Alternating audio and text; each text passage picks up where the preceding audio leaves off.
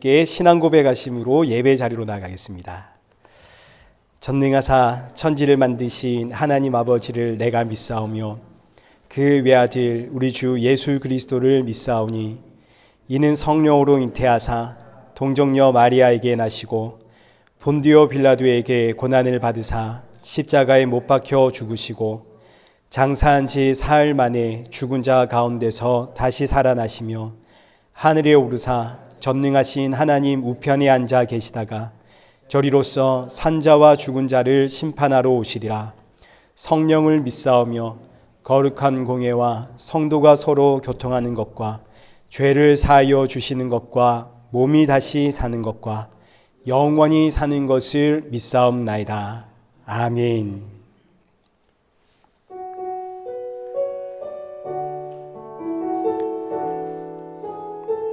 하늘의 문을 여소서. 하늘의 문을 여소서. 이곳을 주목하소서. 주를 향한 노래가 꺼지지 않으니 하늘을 열고 보소서. 이곳에 임재하소서. 주님을 기다립니다. 기도의 향기가 하늘에 닿으니 주여 임재하여 주소서. 이곳에 오셔서 이곳에 앉으소서. 이곳에서 드리는 예배를 받으소서. 주님의 이름만이 오직 주의 이름만 이곳에 있음. 이곳에 오셔서 이곳에 앉으소서. 이곳에서 드리는 예배를 받으소서.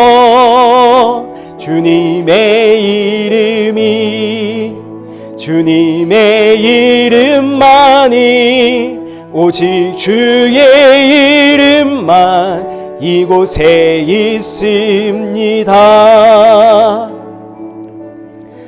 우리 이 시간 예배 앞에서 내 모습을 점검하며 하나님 앞에 기도의 자리로 나가겠습니다. 오늘 주시는 말씀 앞에 지치고 상한 내 영혼이 담비와 같은 말씀으로 받도록 지금 분주한 내 마음 다시 한번 점검하고 내려놓고 하나님의 말씀에 귀를 기울이는 나의 마음 되게 해주십시오. 기도하시고 또 이 시간 나뿐만 아니라 우리 함께 모인 사랑하는 성도들에게도 새 힘과 위로와 안식의 예배가 되어지도록 은혜 부어 주옵소서. 우리 함께 예배를 사모하는 마음으로 기도의 자리로 나가겠습니다. 기도하겠습니다.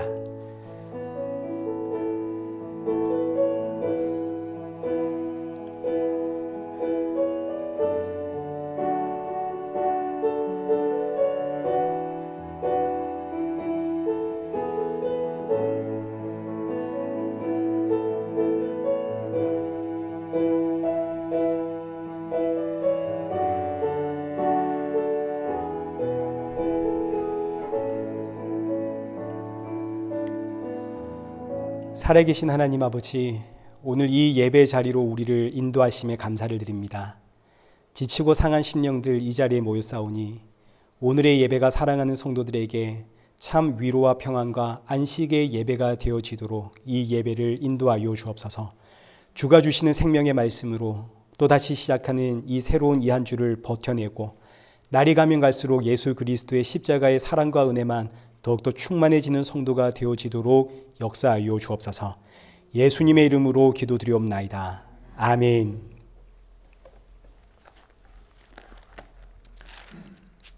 우리 교독문 제3번을 함께 교독하시겠습니다.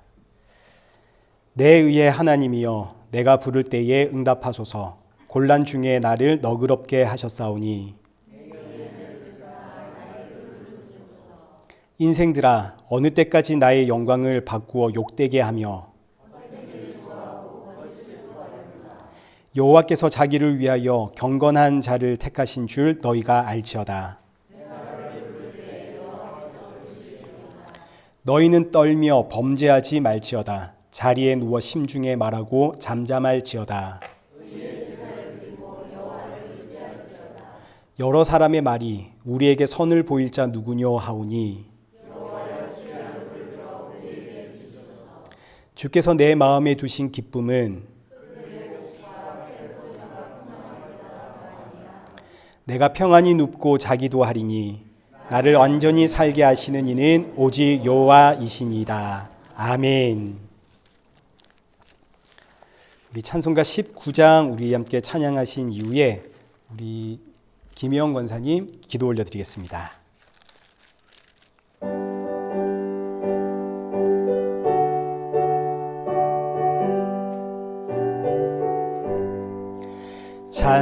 찬송하는 소리 있어 사람 기뻐하도다.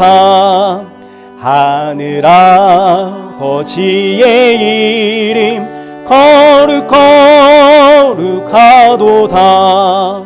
세상 사람 찬양하자. 거룩하신 하나님께 할렐루야 할렐루야 할렐루야 아멘. 하나님의 나라 권세 영원토록 있도다. 하나님의 영광 나라 거룩하도다. 하늘 보좌 계신 주님 세상 주관하시도다. 할렐루야 할렐루야 할렐루야 아멘. 하나님의 크신 섭리 그 뜻대로 되도다. 우리 아버지의 뜻은 거룩하도다. 주여 속히 임하셔서 기쁜 날을 주옵소서. 할렐루야 할렐루야 할렐루야 아멘. 아멘.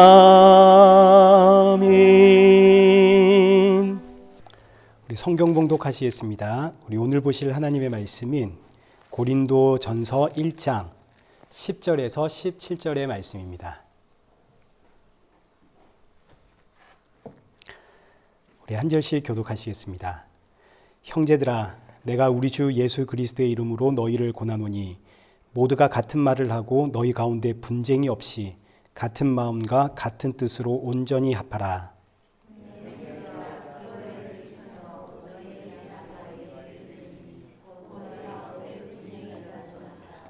내가 이것을 말하거니와 너희가 각각 이르되 나는 바울에게 나는 아볼로에게 나는 게바에게 나는 그리스도에게 속한 자라 한다는 것이니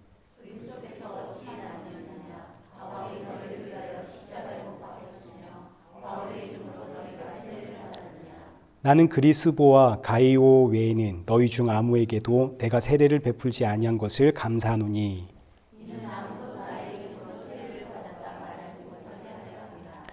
내가 또한 스데바나 집 사람에게 세례를 베풀었고 그 외에는 다른 누구에게 세례를 베풀었는지 알지 못하노라. 그리스도께서 나를 보내심은 세례를 베풀게 하려 하심이 아니요 오직 복음을 전하게 하려 하심이로되 말의 지혜로 하지 아니함은 그리스도의 십자가가 헛되지 않게 하려 함이라. 아멘. 우리 교회 소식 알려드리겠습니다. 먼저는 다음 주 대표 기도는 박수자 권사님이십니다. 우리 박수자 권사님 이제 지난주에 한국에서 오셨는데 오자마자 기도 부탁을 드려서 죄송하지만 또 감사합니다. 또 오늘 친교도 준비하셨죠. 네, 여러분 우리 박수자 원사님 친교 준비하셨으니까 다 맛있는 음식 잡수고 가시면 좋겠습니다. 그리고 또 저희 교회에 새롭게 오신 분 이제 우리 여자 자매님 계시는데 잘 오셨습니다. 너무 반갑습니다. 그냥 가지 마시고 예배 후에 교제 나누고 또 저 한번 만나고 가시면 좋겠습니다. 요즘 날이 많이 추워지고 이제 비도 많이 오고 할 텐데 복음 증거의 사명은 날씨하고는 상관없죠. 네, 여러분 우리 일의 교회 예수님 증거하는 교회입니다. 여러분 사명이 잊지 마시고 안지나 서나 우리 십자가의 예수님 증거하는 성도들 되시기를 축복합니다. 우리 이 시간에는 은혜 아니면 살아갈 수가 없네 우리 찬양하시면서 준비하신 헌금 봉헌하도록 하겠습니다.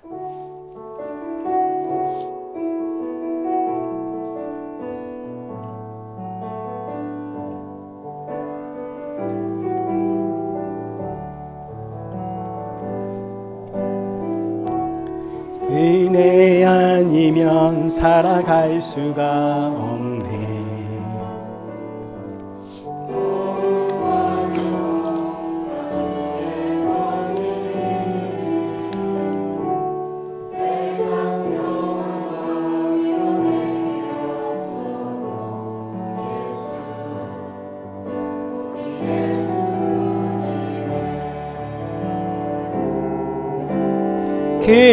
크신 계획 다 볼 수도 없고 자기 고난에 지쳐도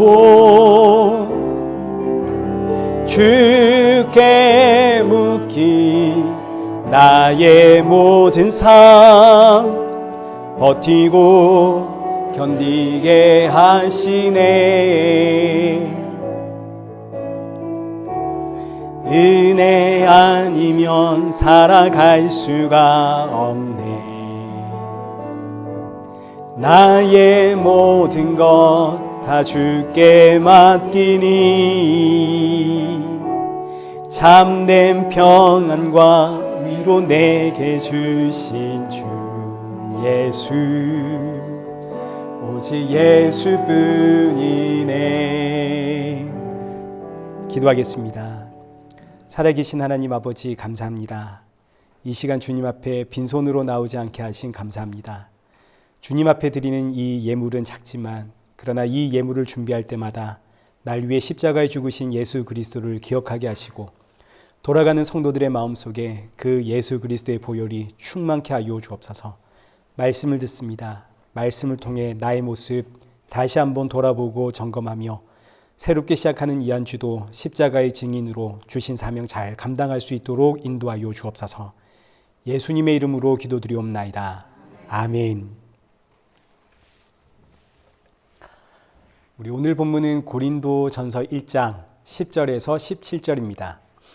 같은 말, 같은 마음, 같은 뜻이라는 제목으로 오늘 본문의 말씀 우리 함께 살펴보도록 하겠습니다.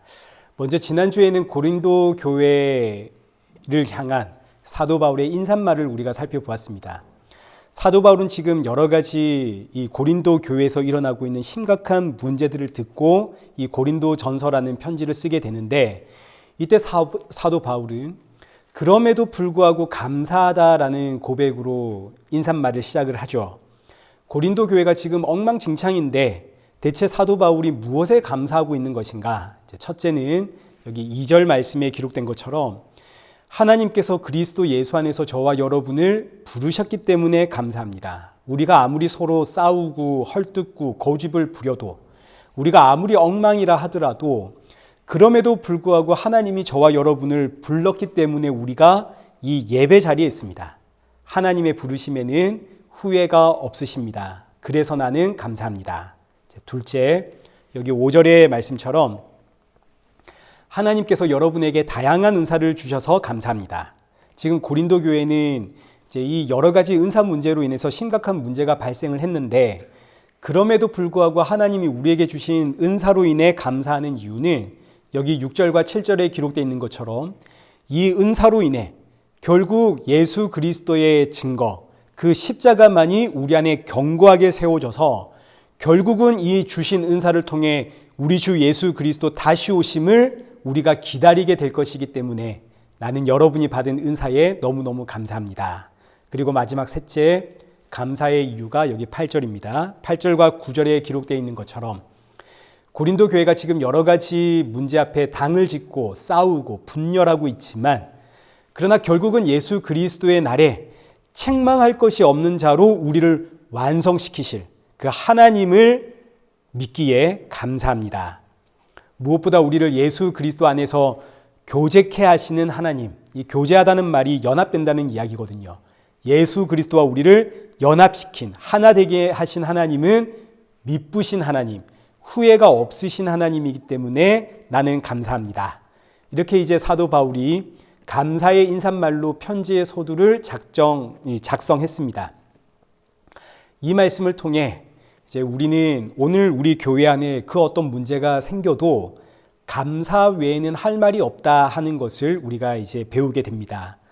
교회 안에 분열이 일어날 수 있습니다. 한쪽에서는 목사파가 생기고 또 한쪽에서는 장로파, 한쪽에서는 또 성도파, 이렇게 나누어지고 또 신앙적인 갈등이 생기고 뭐 이렇게 싸우고 해도 감사할 수 있는 것은, 그럼에도 불구하고 우리 모두는 다 하나님께 부르심을 받았고 결국은 이런 우리를 그 예수 그리스도 오시는 그날에 책망할 것이 없는 자로 우리를 만들어 내실 것이기 때문에, 누가? 미쁘신 하나님이, 후회가 없으신 하나님이 우리를 그렇게 만들어 내실 것이기 때문에, 그리고 그 증거로 우리 안에 각자에게 다양한 은사 주셨고 이 은사들을 통해 지금은 우리가 미숙하고 어려서 누가 잘났나 다투고 싸울 수 있지만, 이제 이건 마치 이런 것과 같습니다. 우리가 어릴 때 내가 잘났음을 증명하기 위해서 애들과 싸우는데, 우리 집에는 TV 있다, 우리 집 TV는 더 크다, 우리 집엔 비디오 있다, 뭐 이런 걸로 싸우지 않습니까? 이런 비슷한 기억들 여러분 하나씩 있으시죠? 저는 초등학교 5학년 때 친구가 생일 잔치를 한다고 집에 초대를 했는데 자기 집 컴퓨터 있다고 자랑해가지고 제 마음이 엄청 상했거든요. 근데 시간이 흘렀습니다. 저의 내면이 성장을 했죠.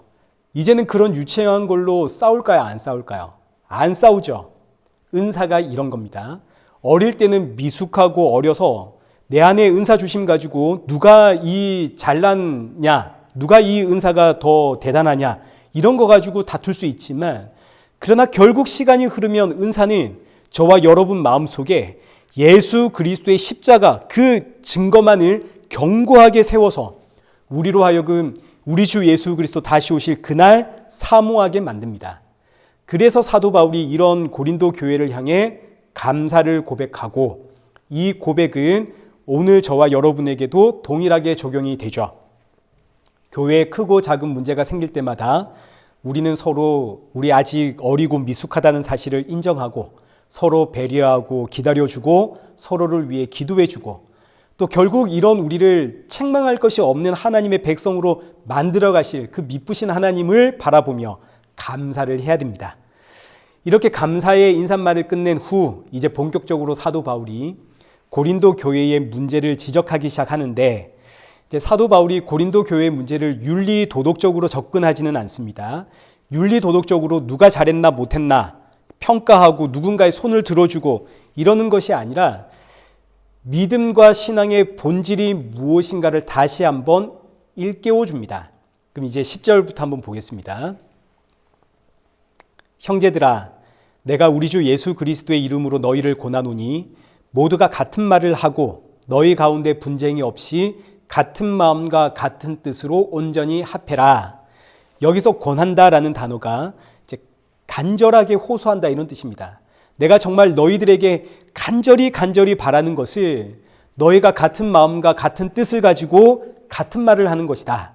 지금 이 의미는 고린도 교회 성도들이 같은 마음을 품지를 못했다, 같은 뜻을 품지를 못했다, 이런 의미가 되겠죠. 같은 마음과 같은 뜻을 품지를 못하니까 교회는 당연히 분열이 됩니다. 그래서 이제 11절과 12절 이 말씀이 나오는 거죠. 내 형제들아, 글로에의 지편으로 너희에 대한 말이 내게 들리니 곧 너희 가운데 분쟁이 있다는 것이라. 내가 이것을 말하거니와 너희는 각각 이르되 나는 아볼로에게, 나는 바울에게, 나는 아볼로에게, 나는 게바에게, 나는 그리스도에게 속한 자라 한다는 것이니. 지금 교회가 이제 분열이 되었습니다. 교회가 분열된 이유는 하나입니다. 같은 마음과 같은 뜻을 지니지를 못했기 때문입니다. 그래서 같은 마음과 같은 생각을 하는 사람들끼리 모여서 당을 이루게 되는데 총 4개의 당이 생겼습니다. 첫째는 우리는 바울파다. 바울은 고린도 교회를 개척한 초대 담임 목사입니다. 지금 사람들이 사도 바울은 저 몸도 약하고 몸에 장애도 가지고 있고 말도 제대로 못한다 비웃고 있지만, 그러나 이 교회를 개척한 분이 바울이고, 바울이 비록 언변은 약해도 그 말씀을 가만 들어보면 깊이가 있고 영적인 깨달음이 있습니다. 무엇보다 우리에게 복음 증거해 준 분이 바울 아닙니까? 그래서 우리는 바울을 지지한다. 바울파가 생겼습니다. 둘째는 아볼로파입니다. 아볼로는 여기 사도행전 18장 24절 이하의 말씀 보시면 알렉산드리아 출신입니다. 여기 알렉산드리아는 이집트에 위치하고 있는 항구 도시로, 지난주에 우리가 보았듯이 고린도와 굉장한 비슷한 그 환경을 가지고 있지만 고린도보다 훨씬 크고 훨씬 철학자와 지혜자들이 밀집해 있는 학문의 도시입니다. 그러니까 알렉산드리아의 아볼로, 이런 의미는 이 아볼로의 지식과 철학이 대단하다, 이런 의미를 가지는 거죠. 그래서 24절에 이어지는 말씀을 보시면 아볼로는 언변도 좋고 성경에 능통한 사람입니다. 얼마나 언변이 좋고 성경에 능통을 했는가? 여기 28절에 성경으로서 예수는 그리스도라고 증언하여 공중 앞에서 힘있게 유대인의 말을 이긴 사람입니다. 얼마나 대단한 사람인지 감이 오시죠. 성경을 통해서 예수님이 그리스도이다, 이것을 저 고집불통인 유대인들에게 증거하여 말로 유대인들을 침묵시킨 사람이 아볼로입니다. 그런데 이 아볼로가 이 고린도 지역에 왔습니다. 고린도 지역에서 아볼로가 하나님의 말씀, 이 복음을 증거하니까 고린도 교회 성도들이 그냥 반해버렸습니다. 평소에는 들을 수 없었던 말씀이었거든요. 너무나 논리적이고 철학적이고 감동을 주는 말씀. 그전에는 하나님의 말씀을 그냥 믿음으로 받아야만 했습니다. 이게 좀 이해가 안 돼도 믿음이라고 하는 그 이름의 강요로 그냥 무조건 듣고 싹혀야 했습니다.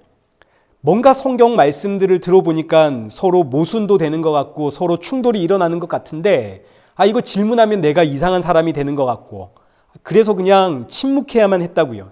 근데 아볼로가 왔습니다.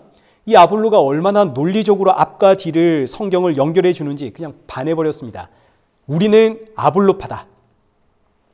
이제 셋째는 이제 게바파입니다. 고린도는 음란과 쾌락의 도시 아닙니까? 이런 도시에 살면서 정통 유대인들은 우리의 삶을 그래도 뭔가 제재해 줄 어떤 법이 필요했습니다. 율법이 필요했던 거죠. 근데 그동안 들어왔던 복음은 우리가 누굴 비난할 수 있습니까? 우리가 다 죄인 아닙니까? 이런 우리를 예수님이 찾아오셨듯 저들에게도 예수님이 찾아가셔야 됩니다. 그러니 우리 기다리며 기도하십시다. 용서하십시다. 이해하십시다. 이런 메시지를 들어왔거든요. 아니 그래도 최소한의 삶의 규정은 우리가 지켜야 되는 거 아닌가? 성도로서 우리가 살아야 할, 마땅히 지켜야 할, 그건 있어야 되는 거 아닌가? 정통 유대인들은 고린도 교회 안에서 늘 법에 대한 갈망이 있었습니다. 그러던 중에 게바가 왔죠.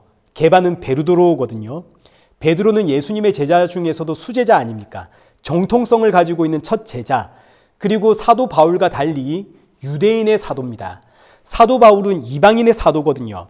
그러니 사도 바울은 이방인들을 위해서 순수 복음만 전했습니다. 예수 그리스도. 그러나 베드로는 유대인들을 위한 사도니까 율법 지킴도 함께 강조를 했습니다. 그러니 고린도 교회 안에 있는 정통 유대파들은 누구보다도 베드로의 가르침이 와닿는 거죠. 이 고린도 지역, 이 방탕한 문화 속에서 율법과 함께 복음 들으니 이게 얼마나 좋은지, 뭔가 답답한 속이 뻥 뚫리는 것 같은, 복음도 좋지만 그래도 이 율법에서 오는 안정감이 있거든요. 율법을 지켜내므로 내가 하나님의 백성이다라는 어떤 확신도 들고, 그래서 우리는 베드로파다. 이렇게 이제 교회가 사람을 따라 분열되기 시작을 했습니다. 그러자 이 꼴 저 꼴 보기 싫은 사람들은 아니 우리가 무슨 사람을 따르고 무슨 파다 그러고 무슨 사람을 의지하고 그러나 우리는 예수 그리스도 아래에 모인 성도 아니냐. 그래서 생겨난 마지막 파가 그리스도파입니다. 우리는 예수파 아이가 이런 거죠. 근데 이제 얼핏 보면 이 그리스도파가 가장 훌륭해 보이지만 그러나 사실 고린도 교회 안에 생겨난 파당 가운데 가장 냉소적이고 가장 냉담하고 그리고 방관자의 입장으로 자기가 그냥 잘났다 생각하는 파가 이 그리스도파입니다. 교회가 어떤 일을 함에 있어서 다른 파들은 그래도 일을 합니다. 그러나 그리스도파는 교회의 파벌을 보면서 방관자가 되고 교회 일을 하면서도 야 저게 다가 아닌데 하고 냉소적이게 되고 우리만 제대로 알고 있다는 자기들의 어떤 의에 붙잡혀서 다른 사람들을 어리석다 비난하게 되는 그리스도파가 제일 문제입니다. 오늘날도 교회 안에 파당이 있다면 예수파가 제일 큰 문제가 되는 거죠. 나 예수님 믿는다. 나 복음 안다. 저들은 모르지만 난 안다.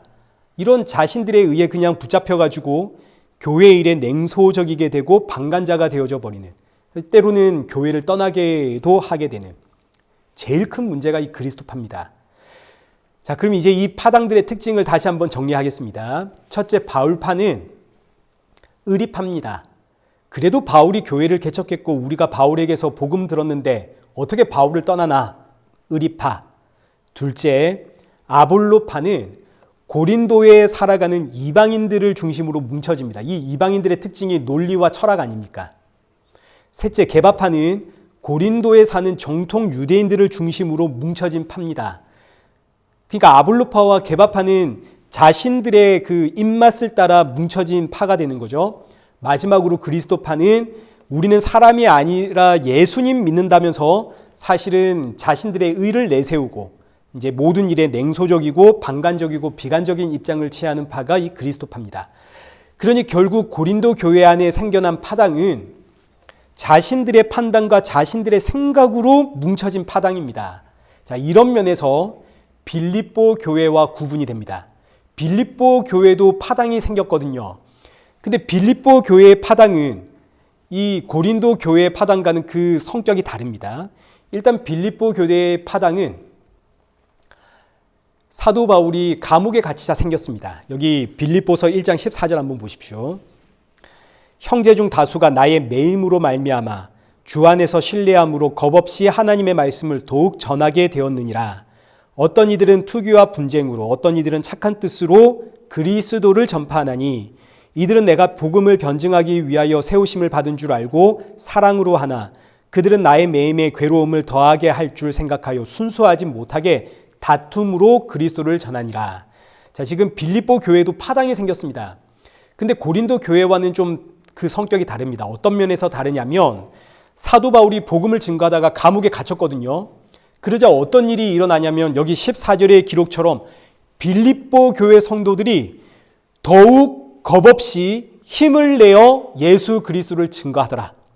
그런데 이렇게 겁없이 복음을 증거하는데 어떤 이들은 투기와 분쟁으로 하고 어떤 이들은 착한 뜻으로 하더라.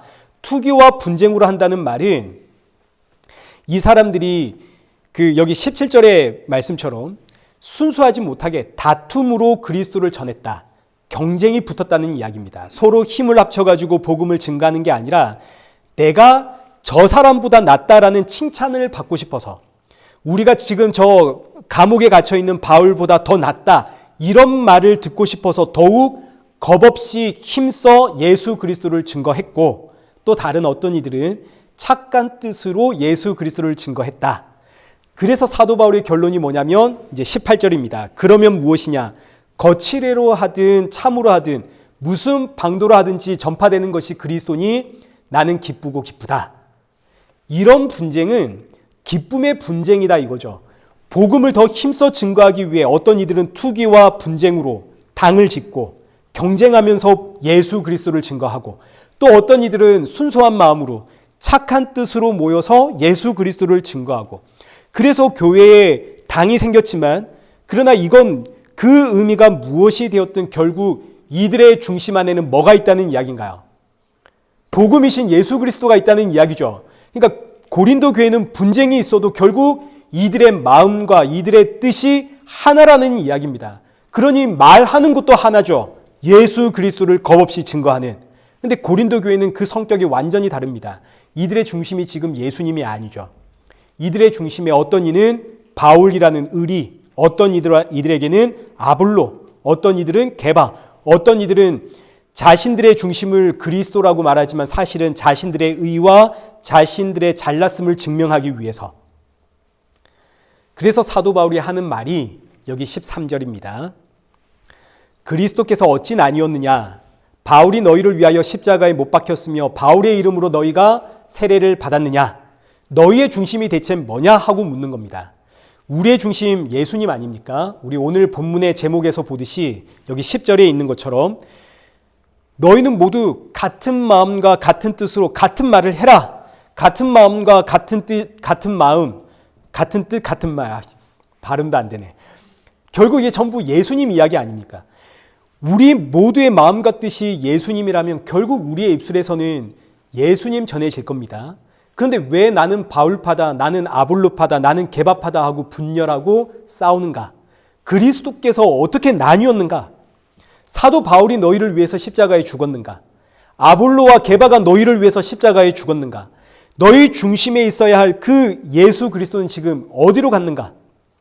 그래서 사도 바울이 이제 2장으로 넘어가면 2장 2절에서 고린도 교회에 하는 말이 내가 너희 중에서 예수 그리스도와 그가 십자가에 못 박히신 것 외에는 아무것도 알지 아니하기로 작정하였다. 나는 예수 그리스도와 그의 십자가 외에는 너희에게 전할 말이 없다.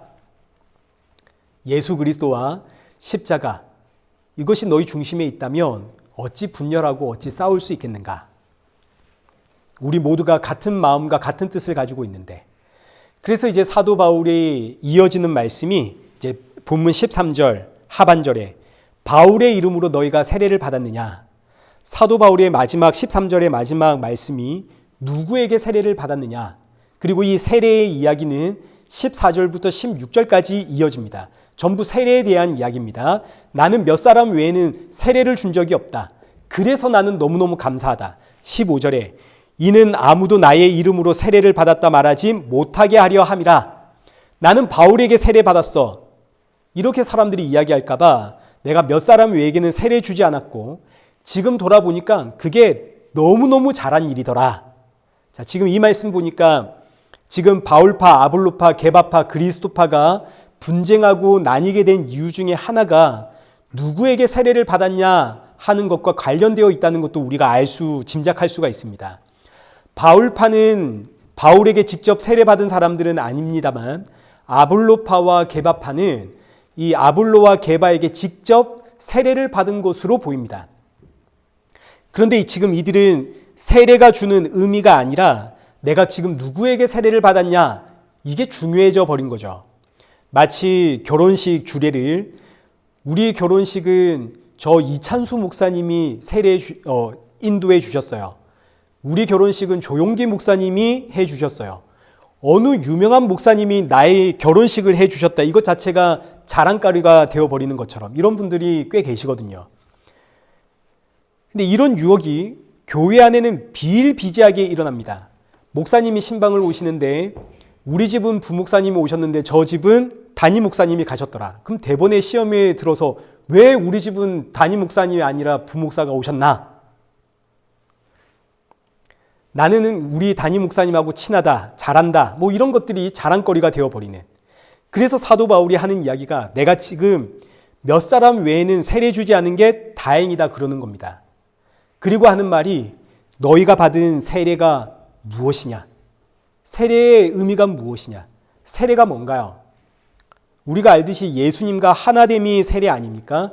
예수님과 내가 연합되었다라는 표가 세례입니다.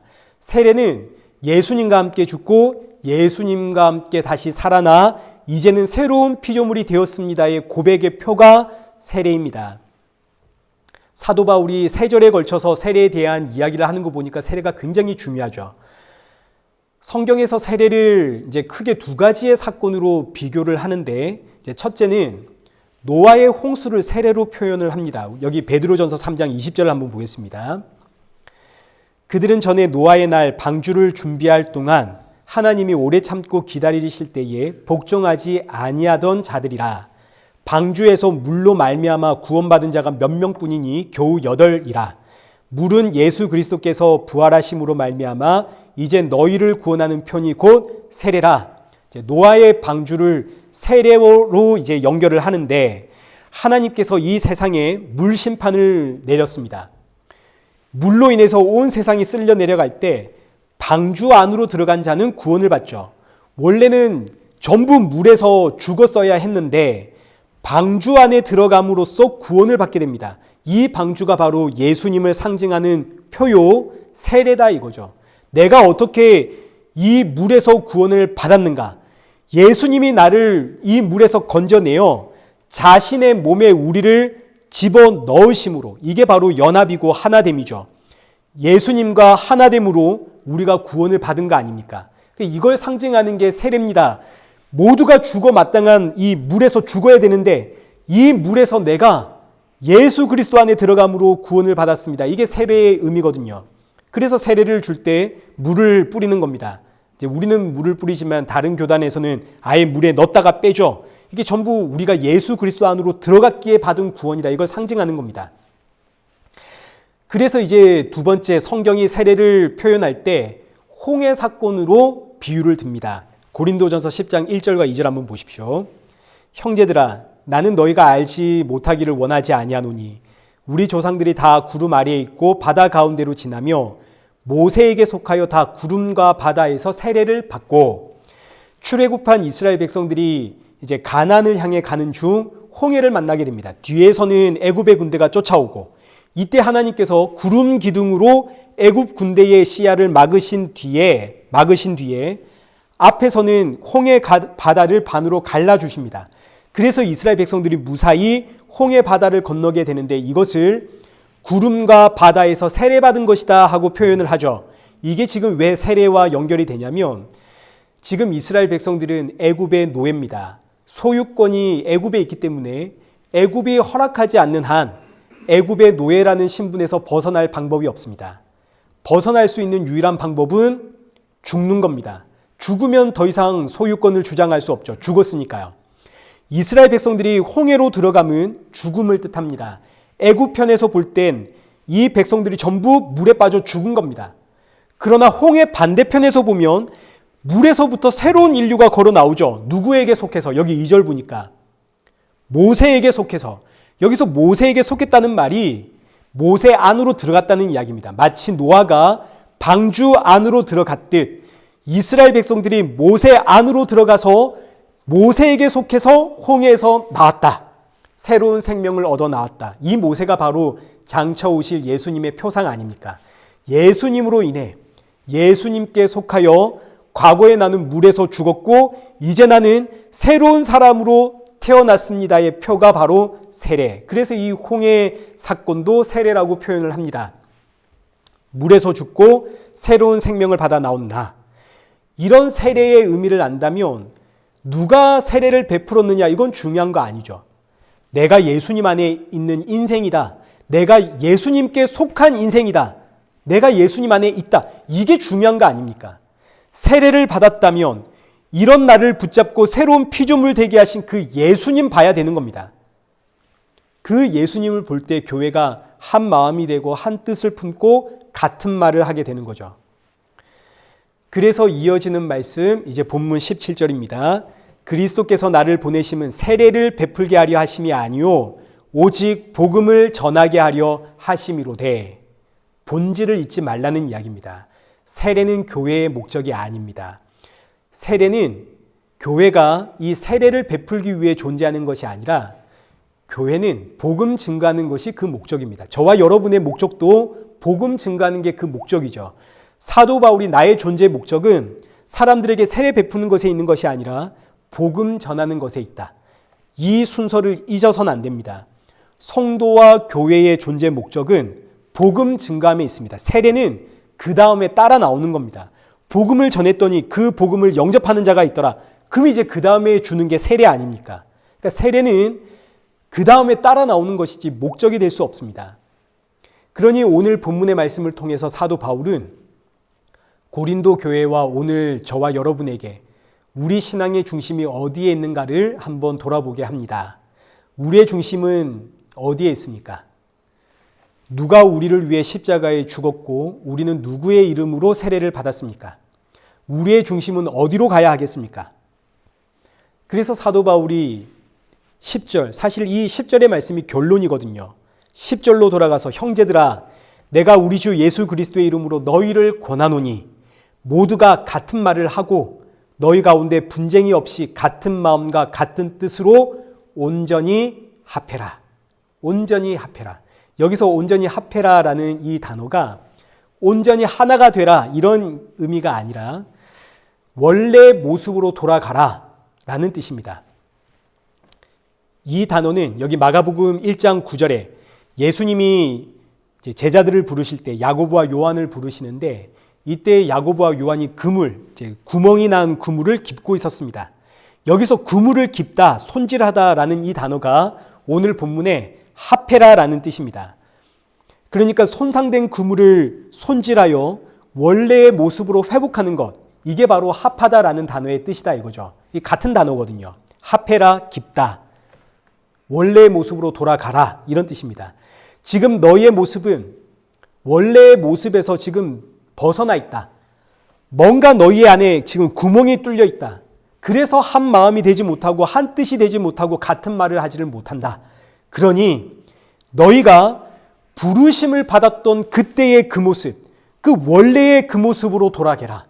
원래의 모습으로 회복해라. 자, 그러면 이제 우리가 처음 복음을 받았을 때의 원래의 모습은 어떤 모습이었나요? 예수님으로 충만한 모습 아니었습니까? 이게 바로 첫사랑입니다. 첫사랑을 회복해라. 우리가 처음 예수님을 믿게 되었을 때 우리의 마음이 무엇으로 뜨거워졌었나요?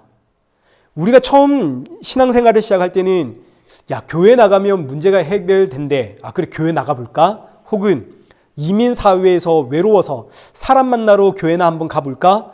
여러 가지 이유로 우리가 교회를 나오기 시작을 했지만 그러나 우리 안에 믿음이 임하기 시작할 때 그때 결국 우리 안에는 무엇이 충만해졌었나요?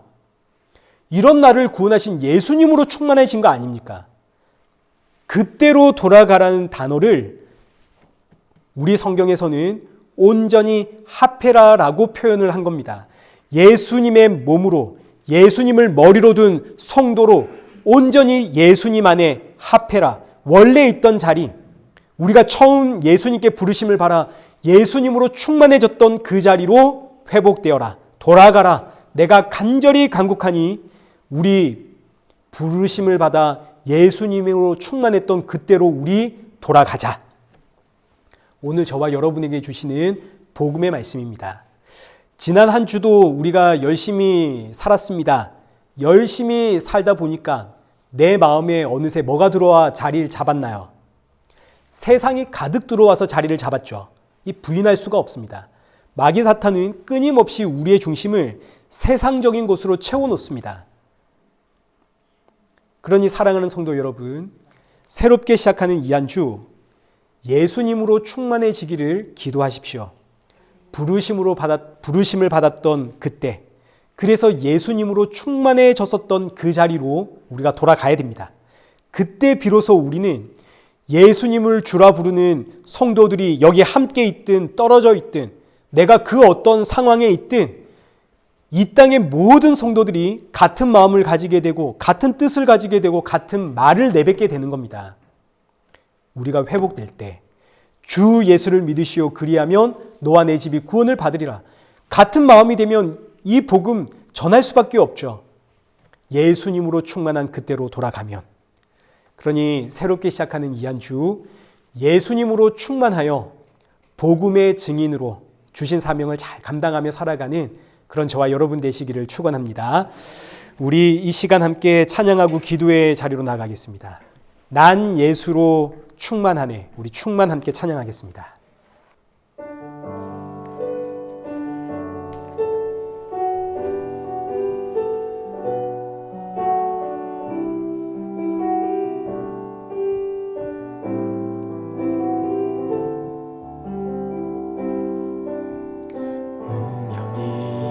무명이어도 공허하지 않은 것은 예수 안에 난 만족하니라.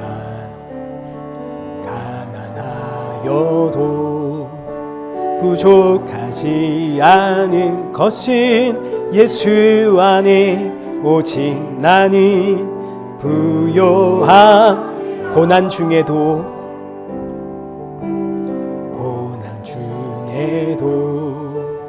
견뎌낼 수 있는 것은 주의 계획 믿기 때문이라. 실패하여도 일어설 수 있는 것은 예수 안에 오직 나는 승리함이라. 난 예수로 충만하네. 난 예수로 충만하네. 난 예수로 충만하네. 영원한 왕 내 안에 살아계. 내 몸이 약해도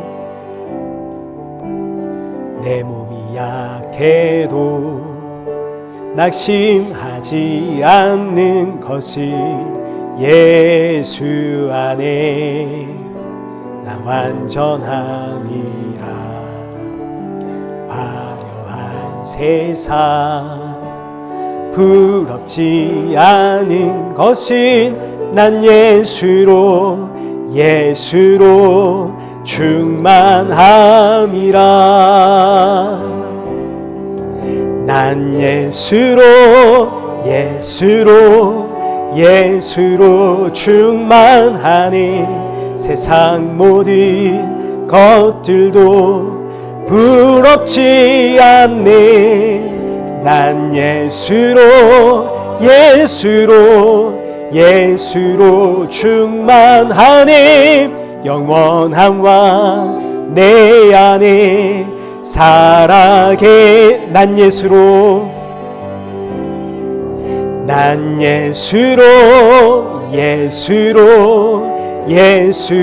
충만하네. 세상 모든 풍파도 두렵지 않네. 난 예수로 충만하네. 영원한 왕 내 안에 살아계시네. 우리 시간 함께 기도하실 때 누가 나를 위해 십자가를 지셨고 나는 누구의 이름으로 세례를 받았는지, 지금 내 안은 무엇으로 충만한지를 이 시간 한번 돌아보면서 이 예배당 열고 새로운 한 주를 시작할 때 정말 예수님으로 충만한 성도가 되어 이 한 주를 위해 살아가는 그런 성도 되게 하여 주옵소서. 우리 함께 기도하시고, 성도에게 가장 큰 유혹은 어느새 그리스도파가 되는 것에 있습니다. 나 복음 안다고 냉담하고 방관적인 시선으로 교회를 보고 있는 것이 아닌지, 또 내가 복음을 안다고 다른 이들을 판단하는 것은 아닌지, 선줄로 생각할 때마다 넘어지는 인생이라는 것 우리 기억하면서 그저 이런 나를 구원하신 예수님 앞에 감사와 찬양 돌리며 묵묵히 주신 사명 잘 감당하는 성도가 되어지기를 우리 기도하시고, 그리고 마지막으로는 우리 일의 교회가 주 안에서 은혜와 평강이 넘치는 교회가 되기를, 우리 세 가지의 기도 제목 가지고 기도의 자리로 나가겠습니다. 기도하겠습니다.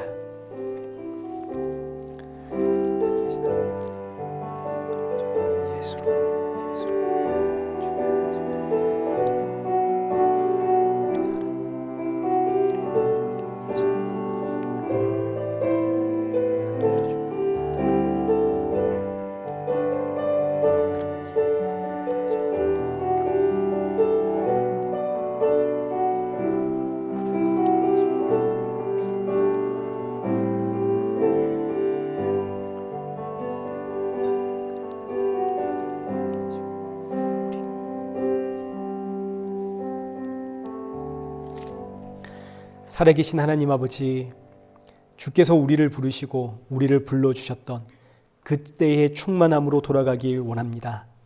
예수님으로 충만하여 주를 위해서는 정말 내 생명도 아깝지 않았던 그때로 돌아가 조금이라도 더 주의 말씀 듣기를 사모하게 하시고 들은 말씀을 증거하기 위해 기도하며 애를 쓰는 성도가 되게 하시고 또 나에게 주신 은사를 통해 교회의 덕을 세워가는 성도가 되어지도록 성령의 충만함 부어 주옵소서. 주의 사랑 앞에서는 세상 문제와 걱정, 근심, 염려 아무것도 아니라는 담대한 믿음 부어 주시고 주님 다시 오실 그날 사모하며 기다리는, 그래서 세상이 감당하지 못하는 성도가 되게 하여 주옵소서. 예수님의 이름으로 기도드리옵나이다. 아멘.